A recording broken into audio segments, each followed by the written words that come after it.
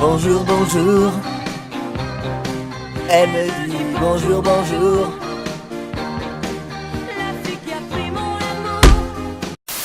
Salut tout le monde. On va commencer par un truc d'assez basique. On va dire que ça s'utilise très souvent dans Photoshop. Il s'agit ni plus ni moins du détourage. Alors le détourage, qu'est-ce que c'est? Le détourage, c'est ni plus ni moins l'action de découper une partie de l'image pour la coller autre part, pour la colorier, jouer sur son exposition, sur sa valeur de teinte, sur... Prenons un exemple très concret. On va prendre un magazine. Tu prends un stylo, peu importe, tu vas dessiner autour de ce personnage. Et bien le fait d'avoir détouré, fait le détour de ce personnage, vous allez pouvoir appliquer plusieurs actions là-dessus. Mais dans la grande majorité des cas, du moins dans les cas dans lesquels je l'utilise, c'est très compliqué comme phrase, et donc ça amène ni plus ni moins à un découpage. Voilà, qui après te permet de en faire un petit peu ce que tu veux. Donc pour ce premier jet dans Photoshop, je vais prendre une image. Donc cette image, elle ne sera pas de moi parce que on s'en fout en fin de compte, hein, c'est juste pour vous montrer du détourage. Après, je vais pas non plus m'amuser à prendre n'importe quelle image. J'ai invoqué Maître Google et je lui ai demandé une photo libre de droit. Donc j'ai tapé photo libre de droit. Je suis tombé sur Photomelia, image gratuite et libre de droit, portrait visage homme brun, photo gratuite, barre photo gratuite et libre de droit. Je pense que vous avez compris qu'elle est gratuite. Catégorie humain Jean. Voilà, donc on va l'appeler Jean. Donc nous voilà avec Jean et... 2 secondes.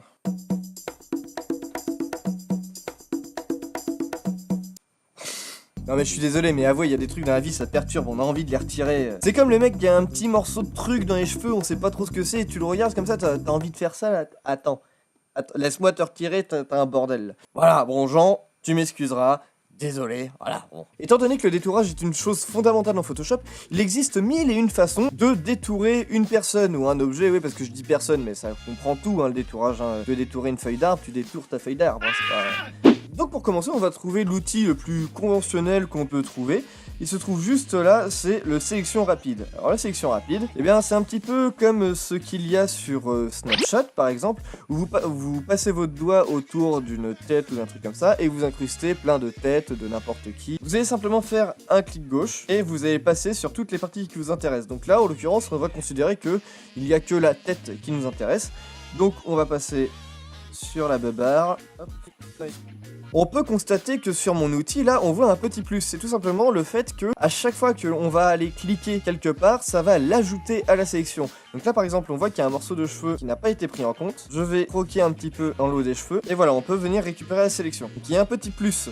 Ça sous-entend qu'il y a un petit moins. Admettons que je fasse une connerie, admettons que je dépasse et que je croque là-dedans. Là. Hop, mince, j'ai chopé un petit peu du feuillage qu'il y a derrière. Je vais venir zoomer, je vais venir appuyer sur Alt, et là on voit qu'il y a un petit moins, là on voit au centre du cercle, au centre de mon outil. De ce fait, je vais passer avec le moins sur toutes les parties qui ne m'intéressent pas, et là il est venu me détourer ça correctement. Ah non, il m'a pas détouré ça correctement, il m'a plutôt viré la sélection que je ne désirais pas. Ce n'est pas l'outil de détourage que je privilégie, tout simplement parce qu'il fait un résultat assez crade. Quand il y a plus ou moins un fort contraste, notamment autour de l'oreille là. Bah là manifestement ça marche, même si c'est pas parfait, ça fonctionne. Par contre dès qu'on arrive dans le poil, là il comprend plus rien. Pauvre pépère, il sait plus ce qu'il fait, il croppe à moitié dans le cou, il croppe dans l'ombre qu'il prend pour la barbe. Comment ça marche un détourage? Eh bah ça marche tout simplement avec une différence de pixels. Mais le détourage automatique, comment fonctionne-t-il? Eh bien ça marche avec le contraste, mais pas n'importe lequel, le contraste vis-à-vis des pixels entre eux, ou d'une zone de pixels à part entière. Exemple concret et tout con, on a une bande blanche, une bande grise et une bande noire. Si je vais venir faire une sélection de la zone blanche, hop, il va automatiquement se coller à la zone blanche. Pourquoi? Parce qu'il a fait une différence entre le pixel blanc ou l'amas de pixels blancs et les amas de pixels gris. Si je viens cliquer sur le noir, hop, c'est pareil. Il a tout de suite détecté un amas de pixels noirs, donc du coup il s'est contenté de tout sélectionner, il va tout blacklister, il va faire la séparation entre la bande noire et la bande grise. Mais là où ça devient subtil maintenant, c'est que le problème c'est que des fois il n'arrive pas bien à assimiler la différence de pixels entre une zone qui concerne par exemple une partie du corps, comme un bras, le cou, n'importe, et un fringue. Donc vous allez comprendre, c'est pas simple,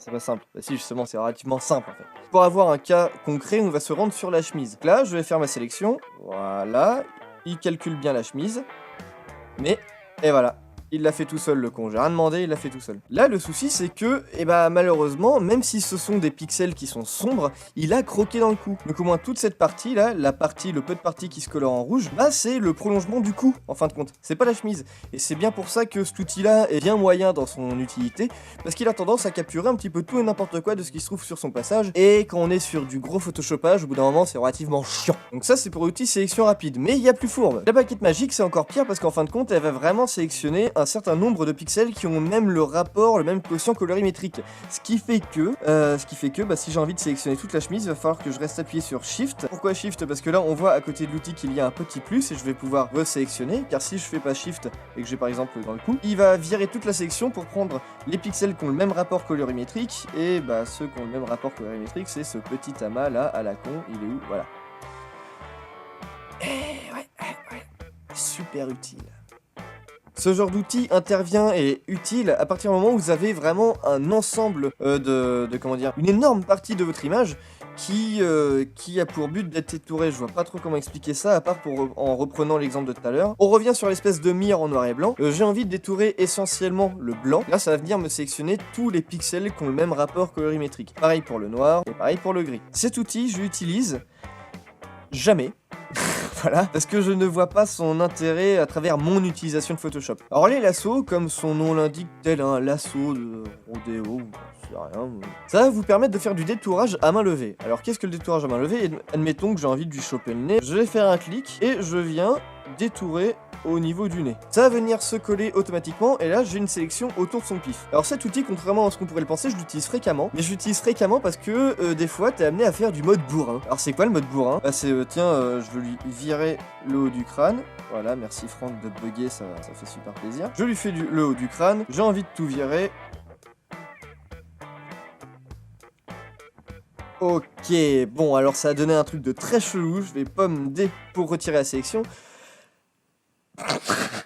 Ok, bon, ça a pas donné ce que je voulais, mais ça a un résultat quand même, ça a un résultat. Donc voilà, j'ai voulu faire mon bourrin, j'ai fait n'importe quoi, ça a donné un truc de totalement what the fuck-esque, et c'est bien pour ça que j'utilise cet outil en fin de compte. Cet outil, c'est vraiment l'outil de la flemme, l'outil de la fainéantise à son paroxysme, à son point culminant, qui va à l'arrache, et ça marche très très bien. Et c'est bien pour ça que j'utilise fréquemment, parce que souvent, bah voilà quoi, il y a des moments, s'en fout quoi, tu vas comme un bourrin. Alors la particularité de ce lasso-ci, parce qu'il y en a plusieurs, c'est que vous restez cliqué, et c'est votre main qui dirige le trait. Voilà, vous pouvez faire n'importe quoi, tourner en rond. Vous n'avez qu'à vous contenter de rester cliqué et le détourage va se faire. Le second lasso se trouve être le lasso polygonal. Alors ce lasso polygonal, c'est tout simplement un lasso avec lequel on va faire déjà un premier clic et après il va marquer un point d'ancrage dans l'image et ce point d'ancrage va vous servir à vous délimiter une zone. Donc vous allez pouvoir circuler autour de ce point d'ancrage et pour en poser un deuxième, il va falloir recliquer. On va venir autour de la bouche. Je fais plusieurs points d'ancrage. En fait, je clique à chaque fois que je trouve un point. Pour répéter l'opération qui s'est passée avec les yeux là qui lui ont poussé sur le front, l'opération elle est pas compliquée, c'est Shift plus F5. Donc là, toute cette fenêtre là, c'est un truc particulier, on va pas y en venir aujourd'hui, on fait OK et on attend.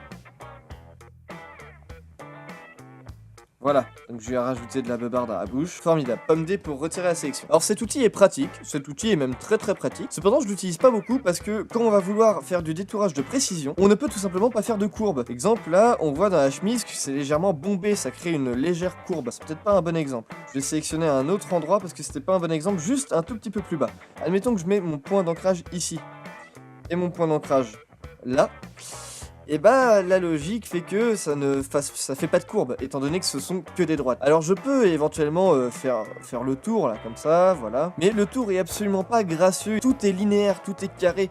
Donc ça peut être rigolo pour les miniatures YouTube, mais pour du détourage de précision, c'est vraiment pas l'idée. Pour finir avec les lassos, on en a un dernier, il s'agit du lasso magnétique. Alors celui-là pareil, il est bien pratique, mais il a également ses défauts. Il est pratique tout simplement parce que ça revient à prendre l'outil lasso de base. Là, il va se positionner par rapport au pixel. De la même manière, on va reprendre cette petite mire. Si je clique dans le blanc là, il va chercher, vous allez voir qu'il dessine une ligne, il va chercher à se coller à des pixels qui ont la même teinte. Et au fur et à mesure où il va avancer, il va sauvegarder sa position en faisant un point d'ancrage dans l'image. Alors bah il avance, hein, il comprend pas trop ce qui lui arrive. Vous allez voir, dès qu'on va arriver à la jonction du blanc et du gris, il va venir se coller. Tac, là, il a fait une légère courbe, il s'est collé, je vais venir zoomer. Là, je suis à la jonction du blanc et du gris. Je vais venir me coller au gris. La sélection va venir se coller entre ces deux bandes de pixels différentes. Là, on voit très clairement que je ne suis pas sur la ligne. J'en fais exprès, c'est volontaire. Mais la sélection va venir d'elle-même. Alors, il comprend pas trop, hein. Il sent que j'ai envie d'aller par là, donc il y met un peu du sien. Et malgré le fait que je ne sois pas sur le trait, il va venir se coller automatiquement sur les deux bandes de pixels. Le truc qui est en kikinant avec cet outil-ci, c'est que, bah, des fois, il a tendance à faire des points d'ancrage un peu partout. Et le problème, c'est qu'une fois que c'est sauvegardé, je ne sais pas vraiment comment on fait pour revenir en arrière pour lui virer sa sauvegarde et sa sélection. Donc je sais même pas si c'est possible. Normalement, je pense que c'est possible, mais j'ai essayé tellement de points, tellement de raccourcis clavier, j'ai cherché sur des forums. Peut-être que j'ai très mal cherché, mais j'ai pas trouvé. Donc le truc dans Kikinan qu'on va rencontrer avec cet outil, c'est que dès lors qu'on va avoir une séparation de contraste, genre là, on a la barbe noire, il va se positionner grosso merdo sur les points de pixels qui sont raccords. On va voir qu'il va y avoir un amas ici, un amas là. Il va se doser dans la frontière. Voilà, il va sauvegarder son point d'ancrage dans la frontière, dans un amas de pixels. Donc déjà, rien que ça, c'est pas très précis. Mais en plus, plus on va monter dans les fondus où il y a vraiment une panel de pixels qui se ressemblent pas spécialement les uns des autres, il va poser son point de sauvegarde vraiment un peu n'importe où. Genre là, tout à l'heure, il était remonté dans la joue. Enfin, pas dans la joue, dans l'arcade, pardon. Là, maintenant, il vient de se coller au tif. Bon, il a compris que... Ah, voilà, là, il hésite. Vous voyez, il hésite, là, il sait pas trop. Il voit pas où se mettre. Alors, si je fais un clic, du coup, ça va sauvegarder le point d'ancrage. Et là, il va plus bouger. Mais, il est perdu, le pauvre pépère. On sait pas trop où il va, on sait pas trop ce qu'il fait. Et rien que pour ça, c'est un bon outil, mais vraiment un outil quand les valeurs de contraste entre amas de pixels sont vraiment délimitées et sont vraiment présents, quoi. C'est pas du rouge qui passe vite fait au orange, qui va vers le jaune. Non, non. C'est t'as du noir, et t'as du blanc, t'as du rouge, t'as du cyan. Dites si vous avez pas saisi l'idée, normalement je pense que c'est assez clair. Oh, mais dites donc, mais y a pas écrit Bécasse ici. Comme dans tous les outils de sélection, je fais un double clic pour que ça revienne au point d'ancrage de base. Je fais supprimer parce que je m'en fous pas mal. Il est beau, hein, notre petit Jean là. Très beau, très bel homme. Il nous reste dès maintenant deux méthodes à voir dans Photoshop pour le détourage. Alors oui, non, oui, mais non, mais oui, mais non. En soi, des méthodes pour faire du détourage, il y en a encore 3-4, hein, c'est pas le souci. C'est juste que là, dans la vidéo, ça passait plus, ça allait durer 30 minutes, enfin bref, on s'en fout. Donc l'une des deux méthodes que j'utilise le plus se trouve juste en haut à droite. Voilà, il suffit juste de cliquer sur le petit truc. Il s'agit ni plus ni moins de l'outil Plume. L'outil Plume, c'est tout simplement l'outil de prédilection pour le détourage de précision, car il est tout simplement parfait, quoi. Il a tout ce qu'il faut et il méritait sa vidéo à part entière. Donc si vous avez envie de savoir comment je fais du détourage de manière précise, n'hésitez pas à cliquer juste là. Et c'est à mon sens les deux meilleures. Les deux meilleures tout simplement parce qu'elles sont précises, elles sont rapides, elles sont pas compliquées et on peut revenir derrière si on a envie de modifier quelque chose. Si on a fait une connerie, on peut revenir derrière. On retrouve l'outil... Je sais pas comment il s'appelle. Non, c'est pas du tout une connerie, en vrai je sais pas du tout comment il s'appelle, mais ça se trouve juste en dessous de la palette de couleurs dans la palette d'outils. C'est tout en bas, c'est l'avant-dernier truc, c'est ici. Alors ça a le même logo que le masque de fusion, mais c'est pas un masque de fusion, je sais pas comment ça s'appelle. C'est un outil de masquage. Voilà. T'en fais ce que tu veux. Donc dans l'option de masquage, si on fait un double clic dessus, on va arriver sur le menu d'option de masquage et on a utilisation des couleurs, donc zone masquée ou zone sélectionnée. Alors, je garde zone masquée parce que j'ai appris comme ça. Et là, c'est l'opacité qu'on va venir y appliquer parce qu'en fin de compte, on va venir peindre en rouge dessus. Admettons qu'on veut détourer le visage avec la chemise. Je vais venir peindre en rouge. Donc là, je vous le dis clairement, hein, de vous à moi, j'y suis allé comme le pire des bourrins, hein, voilà. Mais cette sélection-là n'est pas définitive, car si je viens faire X et que maintenant je vais venir peindre en blanc, je vais pouvoir effacer toute la sélection sur laquelle j'ai dépassé de mon image. Enfin, j'ai dépassé de la zone que j'ai envie de sélectionner. Alors je vais venir zoomer dans l'image, tac, et on voit que le rouge là a été croppé dans le décor. Eh bien, je vais venir peindre en blanc. Donc là, j'ai effacé de l'oreille que j'ai pas envie d'effacer, que j'ai envie de conserver dans ma sélection. Je fais X, j'inverse la sélection de couleur et je viens gentiment sélectionner l'oreille. Donc ok, c'est cool, tout ça c'est en rouge, bon, sympa, mais qu'est-ce qu'on en fait maintenant? Eh ben on va revenir recliquer sur cet outil, voilà, juste en dessous de la palette de couleurs, je clique, et là nous avons notre sélection. Alors le souci c'est que la sélection est portée sur le décor qu'il y a juste derrière. Moi je voulais dans l'idée que ce soit le corps avec la chemise. Donc je fais Pomme Shift I, CTRL Shift I, pour venir inverser la sélection. Et là on voit maintenant que c'est bel et bien le corps, le visage, la chemise qui a été sélectionné, et je vais pouvoir retirer l'arrière si je le désire, ou venir repeindre quelque chose par-dessus, je peux tout faire. Voilà. Alors tout ça pour dire quoi? Tout ça pour amener à quoi? Eh bien vous avez peut-être fait attention, mais je me suis vraiment essentiellement concentré sur les méthodes de détourage, mais j'ai pas vraiment expliqué ce qu'on allait en faire. Et ça c'est totalement normal, parce qu'on peut en faire une multitude d'utilisations différentes. Dans les tutos qui vont être à venir, il va y avoir beaucoup de détourage, parce que dans un photoshopage, moi personnellement, il y a, je sais pas moi, disons 70% du photoshopage qui est détouré. Voilà, ça peut paraître con, mais vous allez comprendre par la suite. que tu détours tout dans Photoshop. Alors même si tu ne sélectionnes pas, tu viens ajouter et modifier des zones partiellement, genre tu vas venir colorier les yeux, colorier les cheveux. Le détourage c'est un truc qui est primordial dans Photoshop et c'est pour ça que je me suis attardé dessus, même si je n'ai pas expliqué ce qu'on allait en faire, parce que du coup dans les prochains tutos, dans les prochaines vidéos, et bah on va voir ensemble quoi en faire justement de ce détourage. Merci à tous d'avoir regardé cette vidéo, donc désolé je la termine en mode audio, mais j'ai reçu la visite de ma chère mamie et du coup bah j'ai oublié d'enregistrer la fin, voilà, bref, de toute façon j'avais plus de batterie, bon on s'en fout. Si vous avez aimé cette vidéo, n'hésitez pas à la partager, à vous abonner et à défoncer le pouce bleu comme s'il avait insulté ta maman, voilà. N'hésitez pas à me rejoindre sur ma page Facebook ainsi que sur mon compte Instagram professionnel, et sur ce, je vous dis à bientôt pour de prochaines vidéos.